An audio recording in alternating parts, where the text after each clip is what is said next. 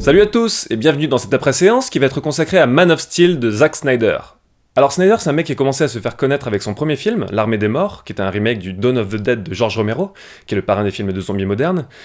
Mais il a surtout commencé à faire connaître son style, ou du moins le style pour lequel il est le plus connu aujourd'hui, avec ses trois films suivants. Il y avait d'abord 300, qui était une adaptation du comic book de Frank Miller. Il y a eu Watchmen, qui était une adaptation du comic book de Dave Gibbons et de Alan Moore. Et ensuite Sucker Punch, qui était un scénario original de Zack Snyder et d'un autre co-scénariste dont le nom m'échappe. Le Royaume de Gaoul, je le mets un petit peu de côté, d'une part parce que je ne l'ai pas encore vu et que ça va être un petit peu difficile d'en parler dans ces conditions, et d'autre part parce que d'après ce que j'ai vu et entendu, il est dans la droite lignée de l'esthétique et des thématiques de Zack Snyder, donc pour comprendre son style, je crois qu'on peut sans problème s'en remettre aux trois films que j'ai cités. Alors ces trois films ont permis à Snyder d'imposer son style, qui est un style extrêmement esthétique, avec par exemple beaucoup de ralentis esthétisés, avec une attention quasi maladive portée à la composition de l'image, à l'étalonnage des couleurs, un penchant vraiment pour la disproportion, pour la démesure épique des histoires et de ce qu'il va montrer à l'image. C'est un style de pure mise en scène en fait, fondé sur le mouvement. Le cinéma de Snyder est aussi porté par certaines thématiques quasi obsessives, comme par exemple la thématique des corps et du mouvement des corps. Ça donne presque un côté schizophrène à son cinéma, parce que d'une part, il est très porté sur les fonds verts et la création des environnements via infographie, parce qu'il a des environnements en tête qui sont surchargés de détails et qui seraient presque impossibles de créer autrement, mais ça leur donne quand même une espèce de côté factice, et ce côté factice qui est contrebalancé par cette obsession des corps en mouvement et cette manière très organique de les filmer. Et cette thématique du corps et des mouvements des corps chez Snyder, elle est doublée d'une thématique du surhomme. Et je dis surhomme de manière générale, au sens de surhumain, parce qu'il y a aussi beaucoup de surfemmes dans son œuvre, comme le montre Watchmen et surtout Sucker Punch. Mais oui, chez Snyder, il y a cette fascination pour l'humain augmenté, sa capacité d'action, sa capacité de mouvement. Et sous cet angle, il n'était que logique qu'il en vienne à réaliser Superman et à s'approprier le mythe qui est Superman, qui est le surhomme ultime de la pop culture. Et on en vient donc à Man of Steel, réalisé par Snyder donc, mais aussi produit par Christopher Nolan, qui, comme beaucoup d'entre vous le savent, est le réalisateur de la trilogie Dark Knight. Et on sent un lien de parenté. Man of Steel est assez calqué sur la construction de Batman Begins. Comme Begins, Man of Steel est une histoire d'origine, la jeunesse du héros qui décrit comment il est devenu le héros que l'on connaît. Le héros qui entreprend une quête identitaire, qui traverse les affres du doute pour arriver à vaincre son passé pour s'ancrer dans le présent et s'accepter tel qu'il est. Le passé qui est incarné sous la forme du bad guy que le héros va donc devoir vaincre. Alors mes impressions sur le film... c'est une déception, qui contient de bonnes choses, mais ça reste une déception. Du côté des points positifs, on peut dire que le film est intégralement marqué par la patte de Snyder, il est là à 200%. Il y a certains réalisateurs avec un style bien spécifique qui se font broyer par les machines hollywoodiennes, comme par exemple Michel Gondry avec Le Frelon Vert, que j'avais pas du tout aimé, je savais pas où était Gondry dans ce film. Et c'est pas du tout le cas ici. Snyder s'est approprié le film, il a importé son esthétique, ses thématiques, tout ce qu'il avait pu développer dans ses autres films, là il les redéveloppe sur un autre support plus grand public, mais il continue à les développer.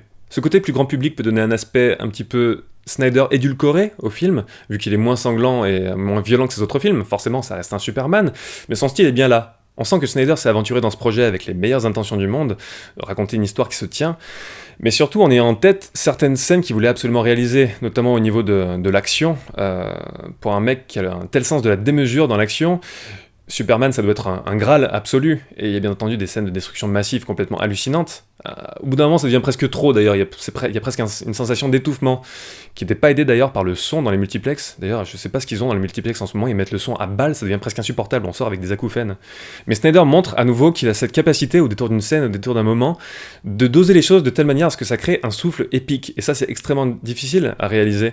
Et quand on sait que Snyder avait pour projet de faire le prochain Conan le barbare, je sais plus si c'est d'actualité, mais bordel, que j'aimerais voir ça. Par contre, du côté de ce qui va pas, je dirais la construction du scénario.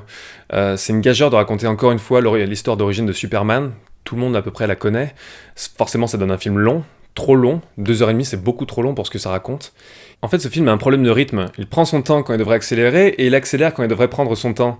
Pendant toute la première partie, le film prend vraiment son temps pour nous raconter le développement des personnages, l'espèce de...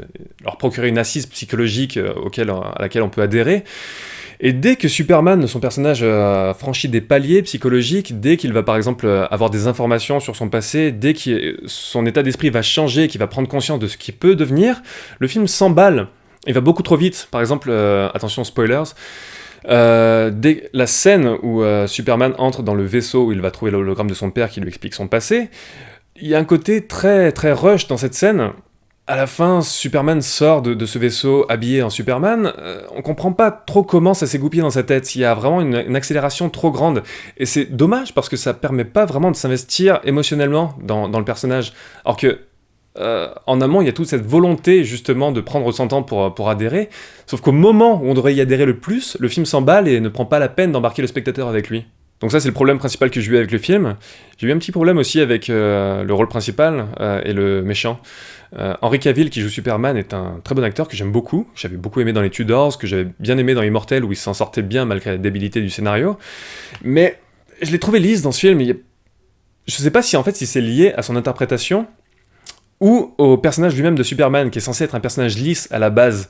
Dans ce cas-là, Henry Cavill le joue très bien, mais j'ai eu un petit problème avec cet aspect lisse de l'interprétation, qui est amplifié encore par les maladresses du scénario, qui permettent pas trop de s'investir émotionnellement dans le personnage. Mais il y a le méchant aussi, le général Zod, que je trouve pas si charismatique que ça. Le mec s'en sort pas trop mal, mais je crois que c'est aussi un problème entre guillemets lié à toutes les histoires d'origine qui veulent initier une saga. Comme c'est le premier épisode, l'action s'attarde énormément sur le héros et donne pas beaucoup d'espace aux méchants. Donc voilà, en bref, mes impressions sur Man of Steel, des impressions mitigées.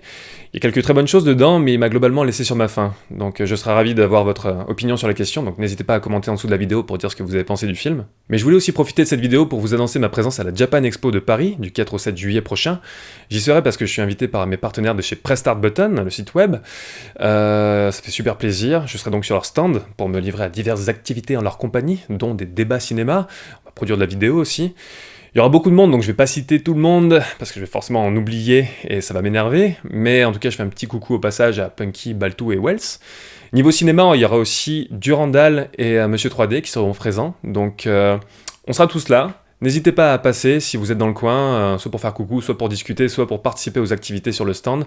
Ça fera super plaisir, je serai ravi de discuter avec vous, je ne suis pas le seul d'ailleurs. Et donc voilà, je vous dis à très bientôt. Bye.